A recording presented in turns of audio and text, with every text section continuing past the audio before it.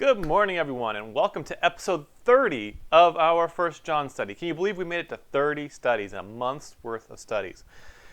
Today, your assignment had been to study 1 John 3:16 through 24.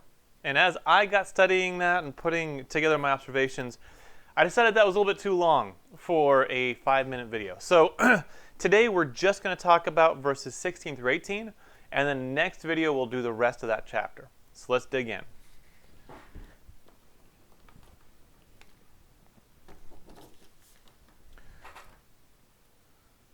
So in this section, it's a short section. We have 2 verses. But these 2 verses say a lot. So I thought it would be important for us to pay some close attention. Now, one thing I do want you to notice, both this section and the next section start with this phrase, by this we know, by this we shall know. This phrase repeats itself throughout the book a number of times. So, first, an outline. This section would make a beautiful outline for a sermon. There we have an example. He laid his life down for this. He's for us. By this we know love. How do we know love? That he laid down his life for us. That's how we know what love is. Okay, so what's our response supposed to be? Well, because he laid his life down for us, our response to that example should be that we ought to lay our lives down for the brothers. He says, and we ought to lay down our lives for the brothers. Okay, well, what's the method by which we do that? How do we lay down our lives for our brothers? Now, he says this in a very interesting way. The gist is, care for those in need. But notice how he says it. But if anyone has the world's goods and sees his brother in need, yet closes his heart against him, how does God's love abide in him?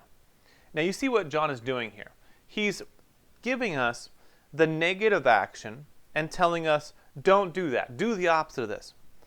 If anyone has the world's goods, and we're going to dig into this a little bit deeper, sees his brother in need, closes his heart against him, how does God's love abide in him? The answer there is, well, it doesn't. It doesn't abide in him.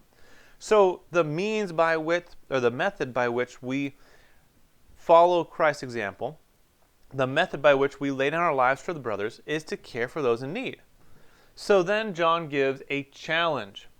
He says to love in deed and in truth. Again, he gives the negative first. Little children, let us not love in word or talk, but in deed and in truth. So we have this cool 4-point outline that could make a great sermon. What's our example? Christ laid down his life for us. How should we respond to that example? We should lay our lives down for the brothers. What's the method by which we do that? We take care of those in need. The challenge? Don't just love in word and talk, but in deed and in truth. What a great outline. Now let's talk about that contrast between I'm almost off the page there. Between true love and false love. He gives us this great outline the great comparison, between true love and false love. False love has means, it sees a need, but it closes its heart against those in need. That kind of love does not have God's love abiding in him. We also learned that false love loves in word and in talk only. Let's talk about this a little bit. So he says, if anyone has the world's goods. So we're not talking about here someone who themselves is impoverished. We're not talking about somebody who is absolutely in the gutter. We're talking about somebody who has the world's goods. Okay, next. He sees his brother in need. So he sees a need. Now, we'll talk about that more in a sec. But he closes his heart against him. Okay, well, how would you close your heart against someone who's in need? Well, in that next section, he talks about loving in word and talk. So shutting your heart against those in need would be, you see a need, but you're like, I'm not going to do anything about it. I have the ability to do something about it, but I'm not going to. He says, how does God's love abide in him? Answer, God's love doesn't abide in him. Little children, let us not love in word or talk, but in deed and in truth. This idea of loving in word and talk reminds me of the Facebook solidarity of our day. So a tragedy happens and everybody puts up the flag of that country. It says, "My thoughts are with this country." Okay. Now, most of us don't have any ability to do anything about that need. But a lot of times, there are people who do have ability to do something, and all they're doing is putting up that, "We're thinking about you." That doesn't really help. So what is true love? True love is basically the opposite of false love. True love has means, sees the needs, but opens its heart to the need. Now you see what we're doing here. This verse doesn't strictly say true love opens its hearts for those in need. But we can see that by looking at the bad example and using deductive reasoning to see what the right result should be. True love opens its heart to the needs.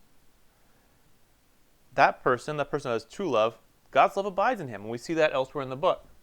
True love loves in deed and in truth.